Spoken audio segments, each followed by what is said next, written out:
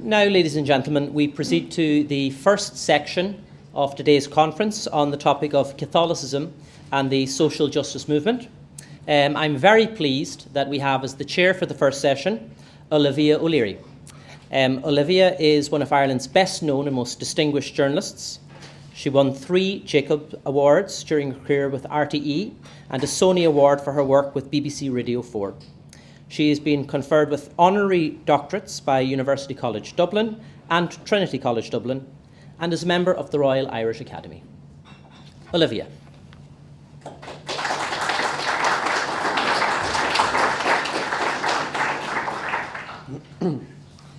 Thank you very much, John.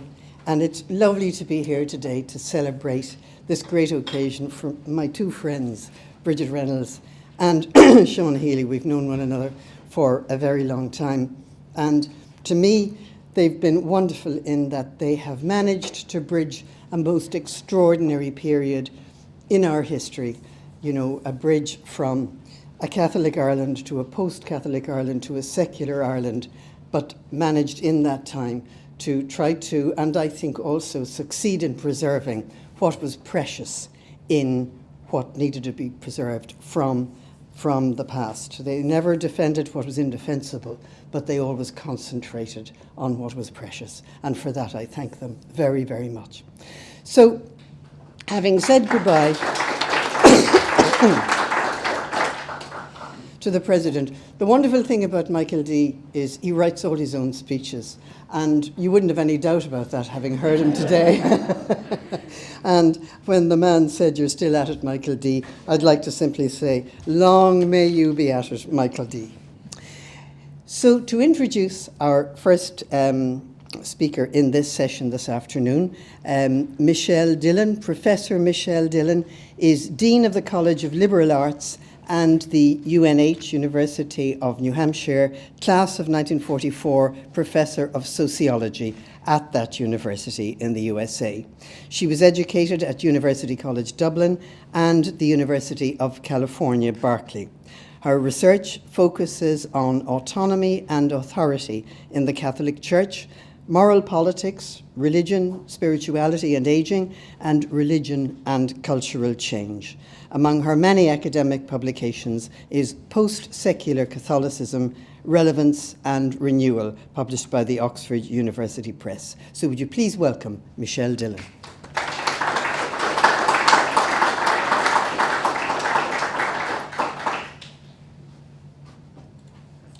Good afternoon, everybody. I feel after President Higgins's speech that we all need to take a breath, and thank you. It's a great honour for me to be here to celebrate Sister Brigid and Dr. Seán Healy, and I thank Olivia for the introduction and to Dr. Tony Fahey for the wonderful invitation. And I'm going to give what Tony had said was to be an international perspective, and then I look forward to 2 conversations. There's a paper that I've uploaded, or Tony has uploaded somewhere, that goes into more detail on some of the points that I talk about, so I'm going to quickly go through. I have some PowerPoint slides that you can follow along with, but I'm happy to take questions when we have time for Q&A. So thank you very much. Of course, I was asked, we were talking about social justice after Vatican II, and of course it's always, in my view, a good thing, no matter what the venue is or the occasion, to recollect some of the great emancipatory moments of the Second Vatican Council, and in particular for social justice. As you all remember, many of you know, Pope John XXIII's vision for the Vatican Council was really to open up the church to the world, and his very strong vision and argument that the church should not be just a spectator to the world events, that the Catholics and the church at large really needs to be engaged. And of course, there's a very long tradition of Catholic social justice, at least in the modern era, going back to Rerum Novarum, Pope Leo's encyclical back in 1891, dealing with industrialization, factory production, the need for a just wage, the dignity of the worker that President Higgins has referenced many times. And Vatican II, of course, then further elevated the Church's commitment to social justice, and did so in very clear terms across many of its documents. One that I like to quote is from Gaudium et Spes, the joys and hopes, the sorrows and the anguishes of all the people, but in particularly those of the poor, those also are those of the followers of Christ. So really putting out there that it's very clearly that if you're going to call yourself Christian, and you better make sure that you're conscious of the joys and hopes of all, not just your own and your own families, but of the world at large. And many times throughout that document and throughout some of the other documents of Vatican II, time and again, Vatican II emphasized that never has the human race enjoyed so much wealth and abundance, and yet at the same time confronting problems of poverty, what we call today as well food insecurity. And so those words of Vatican II are even more prescient, alas, over 50 years later as we stand here today, amidst so much economic, social, technological progress. Those words telling all of us, including, as I note here, the laity, because for a long time, as some of you might remember, a lot of the time, particularly for lay Catholics, we felt that was up to the bishops and para-church organizations to take on the obligations of Vatican II. But one of the huge interventions of Vatican II was to really have a very clear understanding of the role, the proactive role of the laity in the life of the church, including church governance and all those issues that we still are dealing with today in terms of the role of the laity, but also in terms of the commitment to being proactive in helping the poor, helping those all reach a level of equality and equity across society. Thank you. I'm going to talk a little bit about the US because that's what I was sort of a more broad context. I do believe that some of the US is very different context to Ireland for all kinds of reasons that many of you are aware of, a very different history of Catholicism, and a very different history of economic excess, I suppose one would say, even though, as President Higgins noted, economic excess is really today's reality of global capitalism and mid-neoliberalism. One of the couple things I do want to emphasize is that religion has always been very vibrant in the US. And for many years, religion in Ireland, in a sense, competed to be which of them was the most religious. And I would say that despite all the other things going on. And one of the big changes in the last 25 years or so has been what we might call a rapid or accelerated secularization. One metric of that, one indicator of that is for many years, going back to the 1940s with the beginning of opinion polls, about 7% of Americans said they had no religious affiliation. People identified in those days, some of you are familiar with those surveys, as Protestant, Catholic, or Jew. But starting in the mid-1990s, more and more started telling people they don't have any identity. And because church shopping is a thing in America where people switch religion a lot and go looking around to see maybe they want to change, pollsters began to think, well, maybe they're in the middle, they're in transition, looking for a different religion. So they clarified the question asked to ask people, are you actually looking for a different religion or shopping around? People said, no, I don't have religious affiliation. And we've seen this accelerate year after year, up until currently, about 29% of Americans say that they have no religious affiliation and they're not looking to have a religious affiliation. Now, the religiously unaffiliated are pretty diverse. They do, a lot of them believe in traditional beliefs of Christianity, and many of them engage in various spiritual practices, but there's very much a definite push away from institutionalized religion. Many of those who leave the church are Catholic, but nonetheless, Catholics have continued to maintain their share of the population. About a fifth of Americans today are Catholic, and that's been more or less the same for the last several years. The stability in the number is largely due to immigration. A lot of Catholics today are Hispanic Catholics, and they tend to have higher fertility rates than white Catholics. So that's just something to note. Some of the other issues, there's a very limited role of the US state in social welfare provision. I mean, there is, Head Start, as President Higgins noted, there's Social Security, which is universal, but there isn't the same level of social insurance or health insurance as there is, for example, here in Ireland and generally in terms of the European welfare state.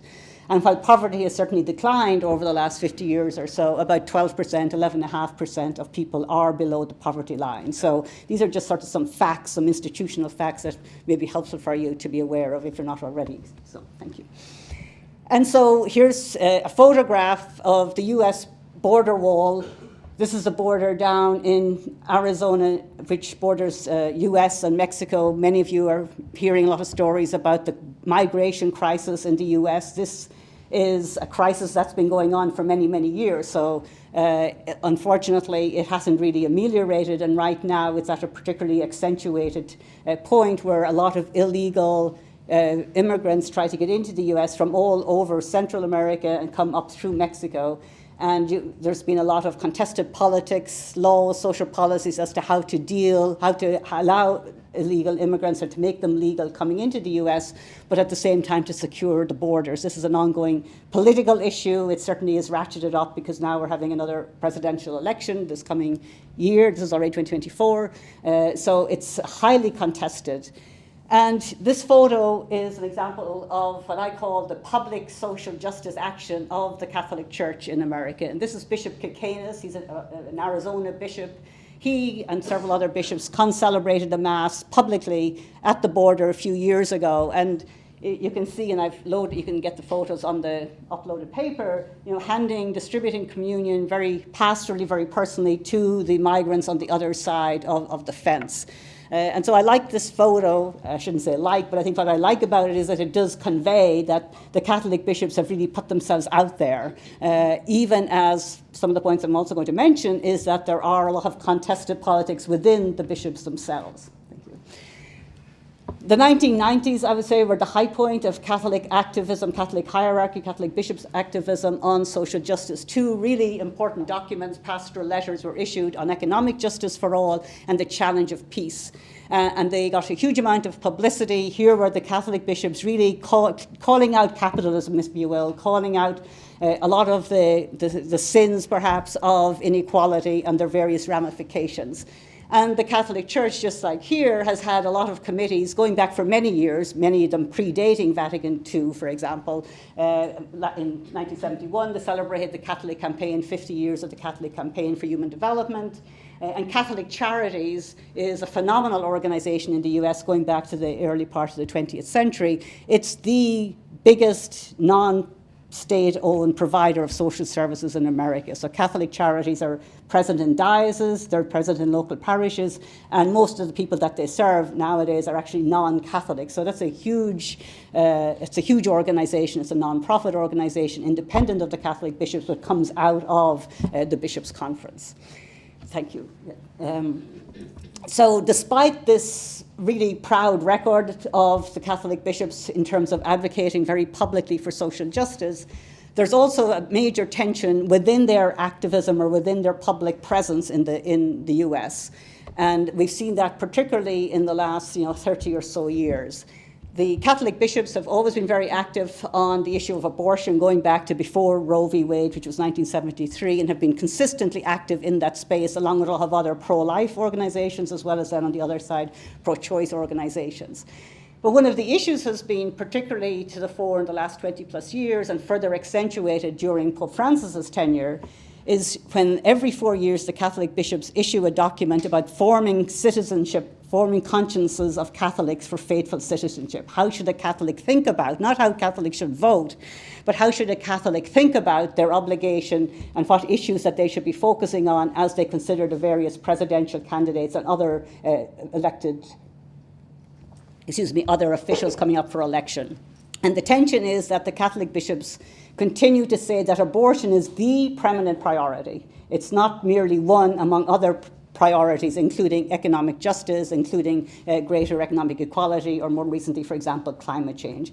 And this causes a lot of tension within the Bishops' Conference itself, but nonetheless, the preeminence of abortion tends to win out, as most recently with the document issued just last November in anticipation of this year's election. And another piece which emerged in the last few years has been a religious freedom campaign by the Catholic bishops. And this is an interesting idea of religious freedom in America. It's a very strong ethos. One of the reasons that's driving the bishops' campaign is not that they're concerned about the lack of religious freedom for non-Christians or for others, but because of the increased secularism in the US. And they've been very clear about that, is that the only way that we can fight back, or the bishops see that they can fight back against secularism. That graph also showed that a couple of minutes ago, the rise in acceptance of same-sex legal marriage, just like in Ireland. And so those two metrics together, the rise of the unaffiliated and increase in acceptance of same-sex marriage, have profoundly shattered, to some extent at least, the bishops' confidence in their own role. And so this religious freedom campaign is primarily not about enhancing the rights of others, but it's really about the rights of businesses, for example, to deny services and goods to same-sex couples, for example, or to push back against the health insurance mandate that insurance companies should cover contraception, for example, for people in the secular world. So I'm happy to talk further about those, but that, in a sense, has been this more defensive reaction of the bishops in recent years, in the last 2 decades, really, that really stands out compared to their very much more socioeconomic justice activism that we saw certainly in the 1980s and the 1990s. Thank you. You can go ahead. And so just if you just go back, on that quote that I have, that's Archbishop Laurie. Like, he's basically showing, silence has not been golden, right? As Catholics in America withdraw from confidence in the church and beliefs about all the usual issues similar to here, issues got to do with sex, gender, the Catholic bishops have not, in his view, Archbishop Laurie, who was chair of the Religious Freedom Campaign, they have not been as insistent as they should be, in his mind, in reaffirming church teaching on morals, for example. And so that's what we see here. And this faith and morals issue, it's a false binary, in a sense, faith and morals versus socio-political issues. But in the context of the US, it's a tension within Catholic theology, in a sense. But within the US, at least for the last 30 years or so, the Catholic bishops, at least, have pivoted more towards emphasizing faith and morals being in the sexual moral domain rather than socioeconomic justice morality. Thank you. Yes, thanks. And just to note here that there's a huge amount of stability in American abortion attitudes. So the red line is the moderate middle. So after there's 50 years of activism on abortion in the US, huge amount of activism, not just the Catholic bishops, but lots of pro-life organizations, lots of pro-choice, very well-funded organizations.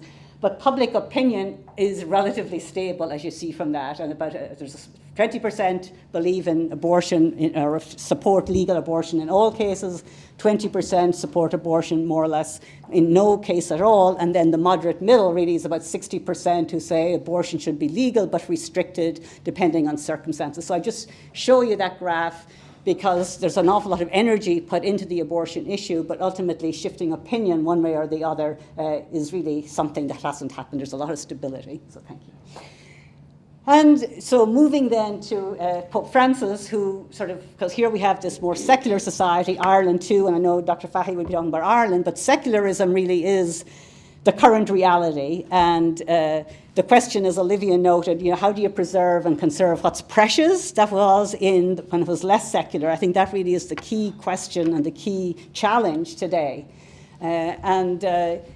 Pope Francis, in my assessment, I see him, and I'll be talking a little bit about this, really as a sort of what I call a post-secular figure, post-secular recognizing that while we now all live in the Western world, at least, including Ireland, including the US, in well-settled secular countries, secular societies, there is importantly and nonetheless still a very important public role for religion, for what is it we don't want to lose everything that was precious in religion, so how can the religion be retrieved in ways that help to remedy the problems of society? Pope Francis, of course, I would argue, and many others I think would agree, has very much exemplifies this new approach, what he asks for a rebalancing of priorities. As you may recall from one of his earliest interviews, when he was first elected, he talked about he talked about the church's obsession with contraception, sexuality, abortion. He says, these are important teachings, he said, but we can't keep talking about them all the time. We have to find, and the church's pastoral ministry cannot be obsessed with the transmission of a disjointed multitude of doctrines to be imposed insistently. We must find a new balance. And that balance we also see, I want to mention this, the tension, just like I talk about the bishops in the US, the Catholic sisters, because we want to celebrate nuns or religious sisters, not only because of Sister Brigid and your feast day tomorrow, but because the Catholic sisters, religious nuns in America have been hugely in the forefront since Vatican II in particular in the whole world of social justice. the Leadership Conference of Women Religious, which is the overall body for most of the religious congregations, has been highly active, has a strong commitment to what they call transformative justice, and has had this for many years, when basically you saw the people leaving the convent not to leave behind their vows, but to get into the communities, to work with real people, not real people everywhere, but to get out into the neighborhoods and do the work. And we have a network, it's a group again that was founded by religious nuns back in the 70s, and they now are probably one of the most visible images of Catholic activism for social justice in the US. Nuns on the Bus, and there's a link to it in my paper, where they followed the presidential candidates for the last few years around when they're going to all the different places, and they have their own platform. It's a thing that gets a lot of publicity, but it's not just getting publicity. Network, for example, has been very active. They're a DC-based, Washington, DC-based group, very active in legislative policy, very active in the expansion of healthcare to make it more universal.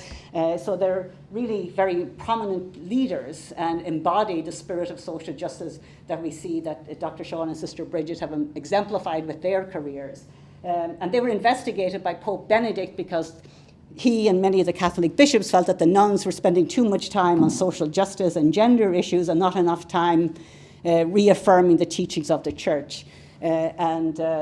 Eventually, they were subjected to extra authority from a handful of Catholic bishops, but not long after Pope Francis became Pope, he changed those circumstances, met with many of the leaders in the Vatican and reaffirmed their commitment, because obviously seeing them as people who do understand the Church's priorities and how to balance recognizing Church's teachings on issues of sex and gender, but also recognizing the commitment to hearing the cry of the poor. So I want to give a shout out to the Catholic sisters. Please go ahead, thanks. Catholic laity, again, are a fascinating group. American Catholics, as Andrew Greeley was one of the first to point out, back using data back from the 1970s onwards. American Catholics, which I believe are a little bit different to Irish Catholics, even though Irish Catholics I know have changed considerably. But American Catholics really make up their own minds about things, and that was particularly driven first, of course, by Vatican II and the emphasis on personal conscience and people's expertise as lay people living in their circumstances, but also by Humanae Vitae, which Paul VI's encyclical reaffirming opposition to contraception, which really had a huge shock in a lot of places. I was too young to remember it exactly here, but certainly in terms of public data, sociological data, it has a huge significance and really disrupted American Catholics' understanding of how to be Catholic. And many left the Church then. But as Andrew Greeley and Mike Howard showed, soon after that, Catholics started coming back. They were still using contraception, but they were coming back to church, coming back to Mass, and going to communion. And this was really this critical turn that you can be a good Catholic and do all those, use contraception, and of course subsequently engage in sex outside of marriage, be divorced and remarried without an annulment, all of those things, if in conscience you felt that you were faithful to your religion, but not necessarily to the church teachings, the official church teachings. And so you see that for a long time, there's a little variation issue by issue, but American Catholics really are quite independent of the authority of the Church while still remaining very committed. People like being Catholic, people still remaining committed to the Church. This purple line is actually also their views on social justice. So this is part of the tension, if you will, and I don't think it's necessarily present here, but American Catholics, once they reject the teaching of the church hierarchy, or at least the authority of the church to tell them what to do, it extends not just to sex and gender, but to issues got to do with socioeconomic justice. And of course, that's also done in the cultural and economic context of the US. And nonetheless, you still see that actually more American Catholics defer to the Church's teaching on social justice than they do, for example, to its teaching on contraception. Nonetheless, so that's sort of the positive, if you like, silver lining there. Nonetheless, it's still quite clear that about 60% of American Catholics today say that you can be a good Catholic without adhering to the Church's teachings on obligations to the poor and to helping others. Thank you. And also I'll point out, because see that there is a presidential election coming up and some of you pay attention, we tend to think of American Catholics because of JFK and his iconic victory, and certainly Joe Biden, President Biden is a Catholic. But most white Catholics lean Republican and have done so for a long time, at least since the turn of the 20th, since 2000. And I think that's just important, as I just throw this in as a fact, because it also, of course, colors their view of their obligation to the poor, right? And as you see here, white Catholics are the purple color here. All Catholics are more sort of split. So in general, when political pundits or commentators talk about the Catholic vote, the first thing you really have to point out is there's no such thing as the Catholic vote. That's why it actually is so important and so complicated. But white Catholics for a long time have supported the Republican Party. Thank you. And then, so my question for the next 5 minutes is how, amidst all of this change and the complexities of the particular societal context, how does one mobilize Catholics and others? Because it's not just about Catholics, even though they present their own challenges, but how do we mobilize people to care for social or for just society policies, for building a just society? The question of who is my neighbor? And that question can be interpreted differently no matter where one is. But you see here, for example, that 61% of Americans today say that there is too much economic inequality in the US, but only 42% say that it should be a top priority, its reduction, right? So it goes back again to some of what President Higgins alluded to, this ideology, the deserving versus the non-deserving, issues of upward mobility, the American dream. But that, to me, if I were working directly in social justice, would be a challenge. How do you mobilize support, even if they don't engage actively themselves on the front lines of social justice? How do you mobilize people to actually support just policies and to avoid what Arlie Hochschild talks about, empathy walls getting built, where we cannot really understand the needs of the other, that we don't really get into the footsteps of the migrants, of the poor, of the hungry. And so my argument would be, as we look to the future, is that Catholic social justice teachings can possibly, it's always possibly, provide a more stable motivational framework for people to mobilize people into social justice than sometimes is the case when people respond or react to episodic events or terrible tragedies like migrant drownings or whatever the various issues are. Thanks, go ahead. And where I see the extra value for this is that this, you don't have to look at all of these numbers, but all of these secular societies, Ireland wasn't included in this cross-national poll, there still is support for something precious about religion. However, people can contest what the preciousness is, but that there is a link still in many people's minds, even if they're not religious themselves, that religion and morality, religion and concern for others matters. And so I think from the point of view of a focus on Catholic social justice teaching, that creates an opening for the church. And again, this goes back then to Pope Francis's, what I call the post-secular opportunity. His voice, particularly over the last 10 years of his papacy, has really been to emphasize the importance of care for the lesser well-off. From his very first statements, first his interviews, but then his papal exhortation, Gaudium, the Joy of the Gospel, for example, is a total, almost neo-Marxist in tone indictment of global capitalism. And very strong language, very plain spoken, but also his acknowledgement that God is in history, God is in the secular, that it's not come out of, it's not excluded, but it's not just in the past, it's not just in the future, but it's also present. So how do we translate that belief into social action? And if you go ahead. And we see this in particular with his integration of what I call his integration of justice issues. And what I think is a very smart move on the part of the Pope and of Catholic social justice teaching is to link poverty with climate change. Because as many of you, I think, would agree, and as he has emphasized, we are faced not with two separate crises, but the degradation of the human and the degradation of the environment go hand in hand. And so that there's one complex crisis that's both social and environmental.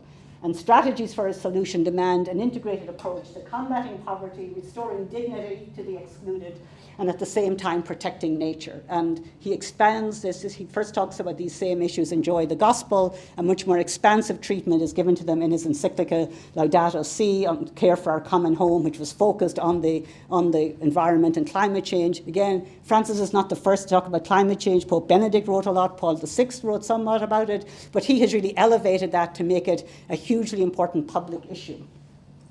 And as we see again across many societies, climate change is a top concern. So this is something that can have salience, that people who may in the past might be think of themselves as climate change activists, we know particularly young people have a lot of concern about the environment. They may pay less attention to the concerns of the poor and the food insecure. But Francis is articulating a very compelling, if you read some of his arguments on this, a very compelling framework for linking the two.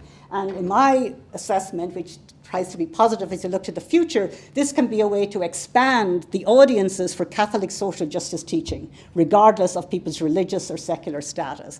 And I get further confidence in my optimism is last summer I happened to be in London, and the British Gallery, which I found stunning, was having an exhibition on St. Francis of Assisi. Here we are in Trafalgar Square, the home to great British imperialism and histories of exclusion. And they had a very nice exhibit, and as the word said, St. Francis continues to be an attractive and inspiration figure for Christians and non-Christians, pacifists and environmentalists, those who campaign for social justice, utopians and revolutionaries, animal lovers and advocates of human solidarity. He is considered by many to be a patron saint or an ally of causes related to social justice, interreligious dialogue, socialism, feminism, the animal rights movement, and ecology, among others. Wow, I don't know any political or church leader who can claim all of those allies, but I take this as evidence that the Catholic Church doesn't own St. Francis, but certainly Pope Francis, of course, is called after, took his name, but also I think it's building up strategically, but it's also morally and ethically that let's have these figures like St. Francis, who does seem to have universal appeal if we believe what the British Gallery says. But really it opens up new audiences. It can bring, we know, for example, in the US, the religiously unaffiliated are the most concerned about climate change, right? I've already said that the young are very concerned about climate change. These are groups that often wouldn't think that Catholic documents or the Catholic tradition of social justice has much to say to them. I would hope, and all of you who are actively working on the ground of social justice, to see that as a resource. And we do see some of the influence. You don't want to overstate anyone's influence, but certainly the COP26 and then COP28, the role of Pope Francis was supposed to address the Dubai meeting there back in November. He wasn't able to go, but there was a faith pavilion, which I find, again, evidence of the post-secular. Here it's a very secular environment, a very secular conversation, and yet there was a recognition that faith leaders can really be at the forefront of climate change and activism on behalf of that, but linking it in Francis's terms with concern for the poor, the hungry, the migrants, the dispossessed, rather than showing indifference to them. And so my basic argument would be that it can provide a framework, a very compelling framework, that social justice leaders, whether they're church or state or activists or organizations, you don't have to be Catholic or religious, to use the Catholic social justice tradition. It's a public resource. And my final thank you, is really that, yes, Pope Francis is very adept at amplifying these sorts of calls, but I would argue that irrespective of who is Pope, the Church's credibility on social justice, in part because it has not just talked, it has actually walked the walk, right? It has been active in helping the poor in this country with Social Justice Ireland initially, and how it's secularized in the US with Catholic Charities and many other groups that I didn't mention, like the Catholic Worker Movement or certainly Religious Sisters.